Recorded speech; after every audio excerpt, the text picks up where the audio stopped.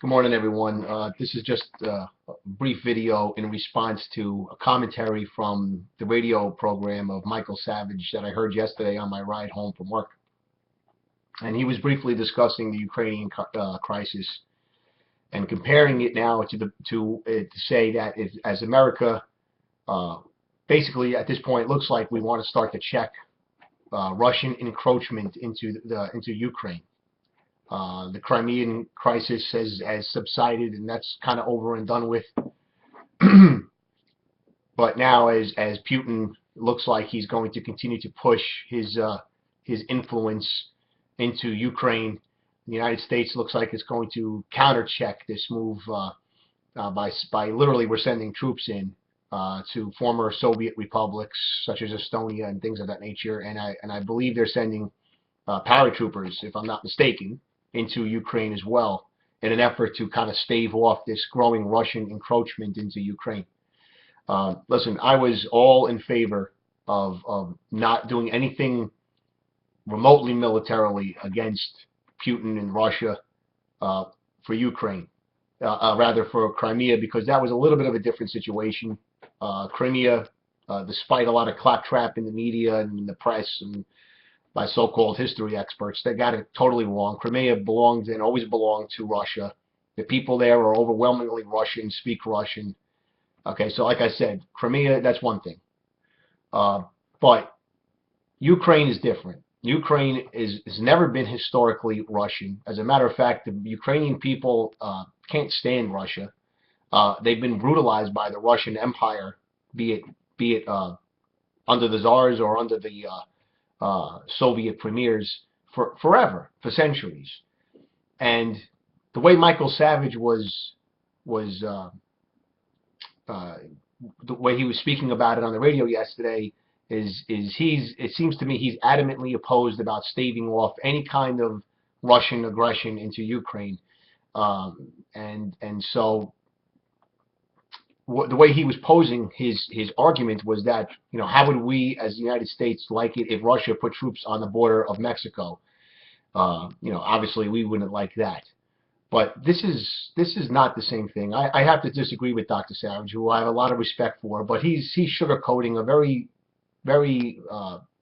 he's just being historically inaccurate, and for all his brilliance about history and other topics, he's got this wrong. Ukraine is not part of Russia. It was brutalized by Russia for centuries, like I said, mainly because that they were very rich in natural resources, especially in bread and wheat, and Russia always wanted to usurp and capture those natural resources.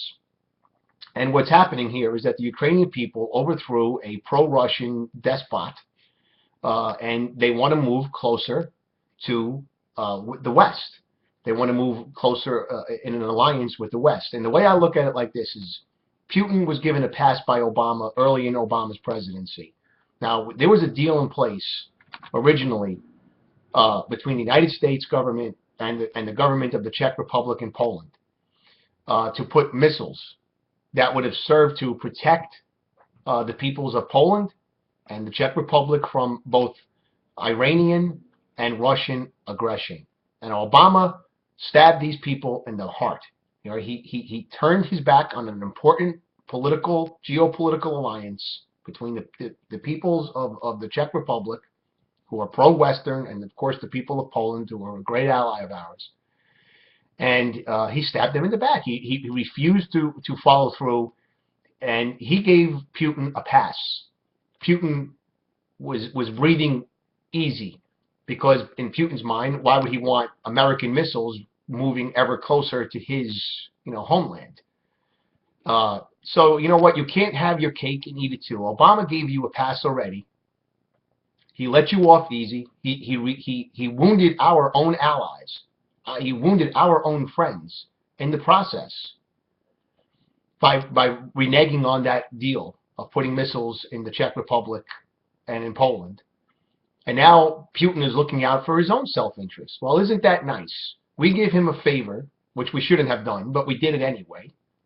And now he's taking full advantage of the fact that there isn't a military quote-unquote presence there to stop his aggression as he wants to move now ever closer into the West. And why does he want to do that? Well, he wants to do that mainly because of oil. There are pipelines that run through Russia into the Ukraine, out into Europe, which he supplies oil to Germany and France and things of countries, European countries. And he wants to make sure that those pipelines aren't taken away from him. That those pipelines aren't cut off, so to speak, and then he loses his cash flow. And that's what this is about. It's about oil.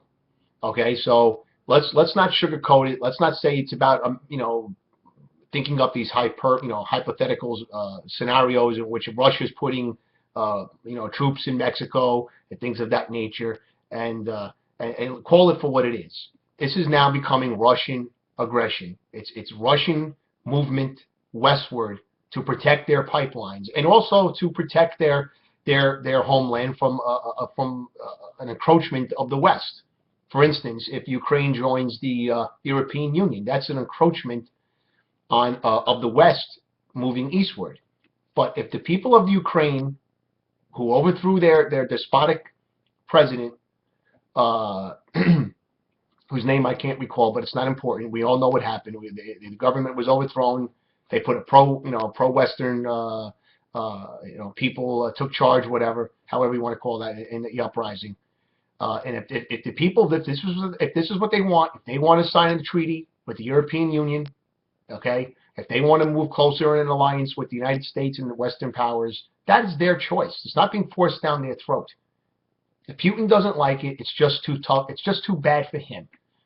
And if he wants to play these games of undermining free people's right to choose for themselves which direction they want to go for their future, the days of the Russian Empire, I got news for President Putin, they're over. The days of the Soviet Empire are over. They both collapsed. They both failed. It's too damn bad. It's too damn bad if the people of Ukraine don't want to be closely united with Russia. It's their choice if they want to be more closely united with the West, because they can't stand Russia. They historically cannot stand Russia, as I mentioned before. That's their choice. So what I'm trying to say here is, Dr. Savage, as much as I respect you, you got this wrong. You have the situation wrong. This has now become about Russian aggression and protecting their own self-interest, which I don't, every country has to fend for themselves. And I understand the large scale of things, but we can't allow, the United States cannot allow Russia to march all over any country it wants, to move its armies like it did in Georgia 5-6 years ago. We can't allow this. Now, Putin has been playing softball. Obama's been playing softball all along with Putin. He's been giving him every pass. He's basically turned a blind eye because Obama wants to be a Caesar at home. All he cares about is his Obamacare and forcing the Catholic Church to pay for abortions. That's Obama's big deal. He's a loser. He's a wimpy president, and he sucks. But at the same time, we as a country, our military, the real America, not the Obama America, but the real America, cannot allow Russia to start to move eastward because of reasons that that run very deep. That next thing we know, we're going to wake up to a Taiwan that's under attack from China, a North Korea that shot nuclear missiles over Japan, so on and so forth. We've seen this movie before. It's called the Second World War, and when aggression becomes starts to roll, one country becomes aggressive, then another country becomes aggressive. Italy moves its troops into Ethiopia, then Germany moves its troops into Austria, and then Czechoslovakia, and then Japan seizes China, and we've seen this movie before. And then it starts to steamroll, and the next thing you know, you got a Second World War. We've got to be very careful because history always repeats itself. If we don't check Russian aggression in Ukraine right now, there will be a Third World War. Sooner or later, that's what will happen. So the sooner Mr. Putin gets the point that he doesn't have carte blanche to roll all over Eastern Europe like the Russian armies had been given carte blanche before, as soon as he understands that that's not going to happen again, I think that will be the key to future peace. But if he doesn't learned this lesson now, and he is emboldened, and he gets more and more powerful. Uh, that's ultimately going to lead to a military confrontation between the West and Russia. That's just as simple. That's just that simple. What is the United States going to stand by if Russian tanks and divisions of army divisions roll into Poland again? You think the United States and the West, Germany and France would just allow that to happen? I know the West is weak, but it isn't that weak. They're not completely weak just yet. The final nail hasn't been put into the coffin of the West just quite yet. There's still some life left in it. There's still some vivacity there, but if that's the right term for it. But you get my point. So I think that the United States military is doing the right thing by trying to reinforce the Ukraine from further Russian aggression. Let's all pray for peace. Let's pray that Mr. Putin acknowledges that he's playing chess right now, and there are certain moves that work and there are certain moves that don't work. So far, all his moves have panned out great, but now he's going a little too far. So we'll see what happens. But remember to pray for peace, and because we don't want to see what could come down the pipe. We don't want to see that scenario play out. Thank you for listening.